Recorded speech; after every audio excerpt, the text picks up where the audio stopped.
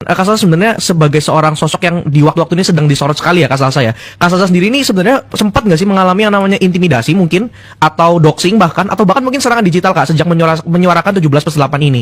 Dan bagaimana nih Kak Salsa dan tim nih dan rekan-rekan lainnya tuh bisa antisipasi hal tersebut. Silakan Kak Salsa. Ya, sebenarnya topik ini kan meledak jadi besar itu karena saat aku menantang debat secara profesional, yang aku dapati itu kan adalah aksi-aksi yang melawan hukum gitu ya Kak. Dari mulai ada orang yang mau dikirim ke rumah gitu kan, terus setelah itu juga dia mengakui sendiri gitu kan, itu kan dipublish di story-nya dia, saya cuma mau main. Terus kan muncul pasti pertanyaan satu, dapat dari mana kamu alamatnya? Ya kan, karena kita tidak saling kenal. Kedua, mau main siapa yang mengundang kamu? Kamu tidak boleh masuk ke pekarangan rumah orang tanpa adanya undangan dari orang tersebut, itu perbuatan melanggar hukum. Ada ayatnya gitu kan. Nah, itu dari awalnya tuh dari situ Kak sebenarnya gitu kan. Nah, dia agak gimana ya, agak salah menantang orang gitu, karena nggak semua orang itu takut saat diintimidasi, nggak semua orang itu diam saat dibungkam. Ada beberapa orang-orang cegil seperti aku yang kalau diperlakukan seperti itu, kita semakin membara membabi buta kelojotan, guling-guling gitu kan. Maksudnya kita semakin ngerasa wah makin gak adil. Dan itu contoh Kak, itu cuma satu contoh yang aku rasa itu pasti sudah jadi pola Kak. Dan aku sudah menemukan bukti-bukti bahwa itu sudah menjadi pola. Isi langsung dibuka tuh, bahkan ada tweetnya yang aku temukan gitu kan. Oh, nama kamu ini, alamat kamu ini, itu dia publish loh di tweet loh. Secara publik dia mengatakan seperti itu. Gitu. Dan setelah aku banyak bersuara gitu, apalagi yang sudah keluar tuntutan ini, terus aku semakin menekan yang lain-lain gitu kan. Setelah itu terjadi kan, yang awalnya lucu itu adalah tiba-tiba KTP aku di-up kan semuanya gitu, di-thread dengan nama ibu, tanggal lahir, alamat dan lain sebagainya. Terus dituduh LGBT aktivis pertamanya kan. Ini lucu banget ya, karena Denmark udah melegalkan LGBT sebagai negara pertama di tahun 1980. Lah terus aku ngapain mau aktivitis LGBT lagi gitu kan? Kok kayak ketinggalan zaman 100 tahun gitu kalau aku mau jadi aktivis gitu. Terus narasi kedua adalah provokator gitu. Dan provokator itu aku baru posting menantang debat itu setelah demo besar-besaran yang terjadi pada tanggal 25 Agustus. Dan semua respon-respon aku itu organik merespon aksi dan reaksi yang terjadi gitu kan. Dan aku tidak pernah berkata mari kita bakar, aku tidak pernah ada keluar kata-kata seperti itu. Justru kan aku mengeluarkan tuntutan untuk menenangkan amarah kan Kak. Karena sekarang gini loh Kak, yang sedang terjadi itu adalah kita seperti diadu domba antara warga sipil dan aparat kepolisian. Gitu kan, jadi ada amarah dari warga sipil bertemu dengan pihak kepolisian yang juga mereka memang sedang bertugas gitu. Dan amarah ketemu dengan perasaan terancam, akhirnya apa? Chaos kan yang terjadi gitu. Nah, aku mau meredam itu, udah ayo, maksudku selamatkan diri kita masing-masing, karena kita sama-sama manusia, kita sama-sama bangsa Indonesia. Nah, terus setelah itu semua terjadi, semakin aku vokal, semakin banyak tuh Kak narasi-narasi yang dikeluarkan di sosial media ya. Muncul lagi katanya aku adalah antek-antek asing gitu. Ya memang aku adalah antek-antek asing, itu aku akui secara terang benderang. Kenapa? Suamiku orang impor, keluargaku orang impor, aku tinggal di negara asing, ya memang antek-antek asing. Terus kenapa? Kalau memang aku adalah antek-antek asing, yang perlu dipertanyakan adalah apakah apa yang aku katakan itu bermanfaat atau enggak terhadap masyarakat Indonesia? Kan itu kan pertanyaannya, terlepas dari aku siapa dan lain sebagainya, kan aku sudah aku memang cegil gitu. Dan muncul lagi tuh narasi-narasi yang lain. Yang paling jauh itu adalah aku adalah mantan dari Ahmad Syahroni kan. Sejauh ini itu yang paling jauh gitu. Tapi banyak lah Kak, maksudnya mulai yang dibahas tuh personal gitu. Tapi kan tolong fokus terhadap substansi dan perjuangan kita gitu. Karena personal aku itu nggak ada hubungannya, mau dibahas kayak apapun, itu tidak mensejahterakan hidup kalian gitu. Teman-temanku, banyak banget yang nge-tag tentang penjarahan yang hari ini terjadi di rumah AS dan juga di rumah beberapa orang yang lainnya. Aku nggak tahu apakah berita itu benar atau enggak, tapi dilihat dari beberapa video sepertinya itu adalah berita yang asli. Yang mau aku sampaikan adalah, aku ingin semua ini berjalan dengan profesional. Jadi aku tidak membenarkan adanya penjarahan, adanya perampasan, dan lain sebagainya. Tapi, aku memahami kenapa masyarakat sampai semarah itu terhadap pihak-pihak atau politisi-politisi yang sudah menyakiti hati rakyat ini. Ini adalah bukti bahwa kesenjangan sosial yang terlalu besar antara parlemen, orang-orang di parlemen, dan rakyat itu menimbulkan rasa ketidakadilan yang begitu besar. Pengerukan pajak yang mau dinaikkan, sikap petantang petenteng, arogan, menghina rakyat, dan lain sebagainya, itu menambah amarah setiap saat terhadap rakyat. Rakyat sudah sulit hidup mereka sudah semakin tercekik, masih juga harus ditambah tekanan-tekanannya. BPJS mau dinaikkan juga, pajak mau dinaikkan, dan lain sebagainya. Sudah terlalu banyak tekanan yang diberikan kepada rakyat Indonesia, sementara mereka tidak merasakan hasil kerja dari kalian-kalian ini. Dan di saat yang bersamaan, mereka dengan bisa-bisa ikut menghina masyarakat secara terang benderang. Dengan adanya kesenjangan sosial yang sebesar ini, amarah masyarakat menumpuk dan semakin menumpuk. Dan kelambatan kalian dalam menyelesaikan masalah membuat masyarakat tidak lagi percaya bahwa kita bisa mencari dan menitipkan keadilan kepada kalian-kalian ini. Kalau kalian kemarin bertindak dengan cepat, negara kita sangat darurat demokrasi saat ini.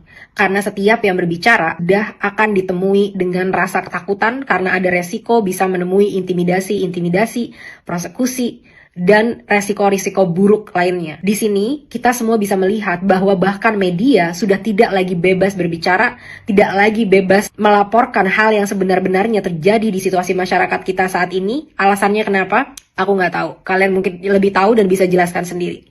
Tapi yang mau aku sampaikan di sini adalah aku mau mengucapkan terima kasih yang sebesar-besarnya kepada Kompas TV. Karena Kompas TV sampai saat ini benar-benar bisa menjadi satu-satunya media yang benar-benar independen dan terpercaya. Teman-teman, 2 hari yang lalu aku sudah hadir di Kompas TV bersama dengan Teh Rieke Diah Pitaloka. Kalau kalian lihat viti-vitiku di awal, aku pernah sebut ya bahwa tidak semua artis yang ada di DPR itu berkelakuan buruk atau tidak kredibel. Contohnya adalah Teh Rieke Diah Pitaloka yang aku sudah tahu sepak terjangnya dari dulu, dia memang berpihak kepada rakyat. Dan benar, orang yang jujur dan bekerja benar-benar dari hati karena pengabdian tidak akan takut untuk muncul bersama, untuk membahas, untuk merespon, untuk datang menghadiri demonstrasi dan ada bersama masyarakat. Ini beberapa tanggapan yang Teh Rieke telah sampaikan. 1. Teh Rieke setuju dengan adanya semua transparansi yang kita minta. Kedua, Teh Rieke juga tidak masalah apabila segala tunjangan-tunjangan yang gak masuk akal itu sudah dihapuskan karena dia berada di DPR memang panggilan hati dan panggilan jiwa. Ketiga, dia sedang mencanangkan undang-undang yang benar-benar bisa membuat pemerintah punya data yang akurat terhadap masyarakat. Bukan lagi sampling, bukan lagi tebak-tebakan, tapi benar-benar data yang asli di setiap dari masyarakat. Kenapa ini penting banget? Karena kalian tahu kan yang terjadi dengan bansos, ternyata ada ribuan teman-teman, ribuan akun fiktif penerima bansos. Siapa yang ada di balik itu? Dan Teh Rieke sedang memperjuangkan bahwa UU ini bisa disahkan sehingga kita punya data yang akurat untuk bisa meminimalisir adanya korupsi dan praktek-praktek gila seperti ini, tapi juga bisa memastikan bahwa kita bisa punya KPI yang tepat sasaran karena datanya memang tepat dan itu tidak dimiliki oleh pemerintah kita sampai saat ini. Yang kedua, Teh Rieke juga menyampaikan bahwa Teh Rieke sedang berjuang untuk undang-undang perlindungan ojek online sehingga mereka bisa diangkat sebagai pekerja bukan lagi sebagai mitra, karena mitra itu harusnya punya saham di perusahaan.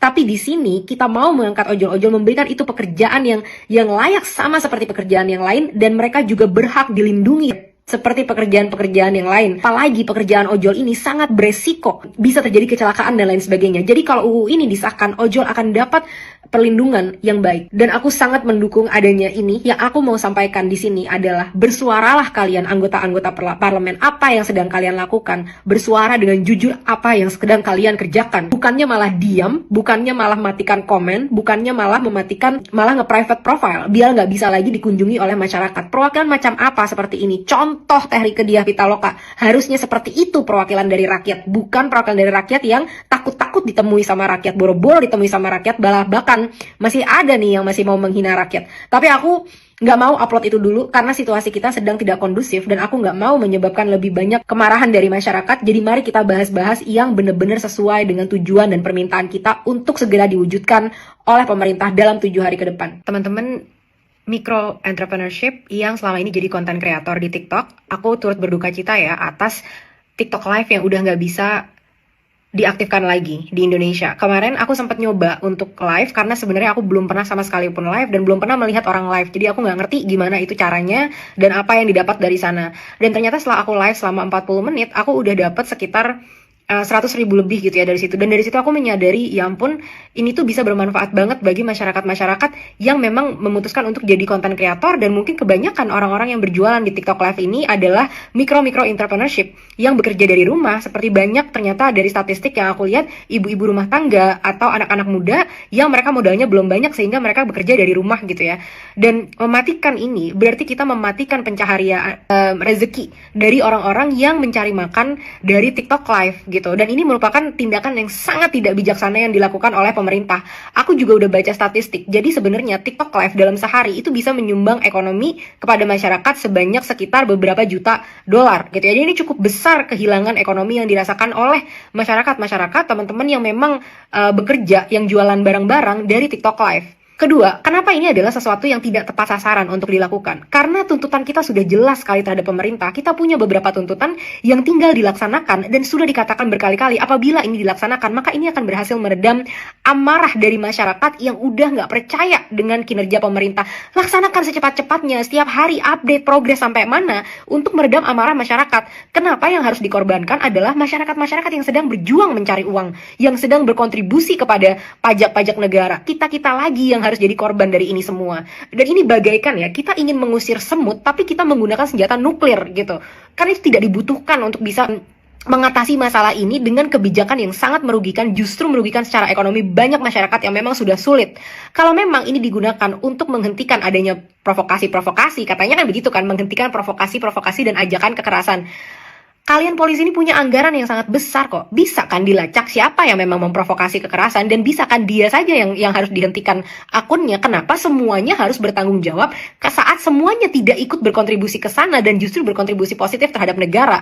Ini perlakuan yang sangat tidak adil dan sangat tidak berpihak kepada masyarakat yang kecil. Ketiga, ini juga sangat kontradiktif dengan tujuan jangka panjang Indonesia untuk menjadi Indonesia digital di tahun 2030. Kita sebenarnya sedang ingin menciptakan banyak konten-konten kreator atau bisnis-bisnis online gitu ya pada tahun 2030.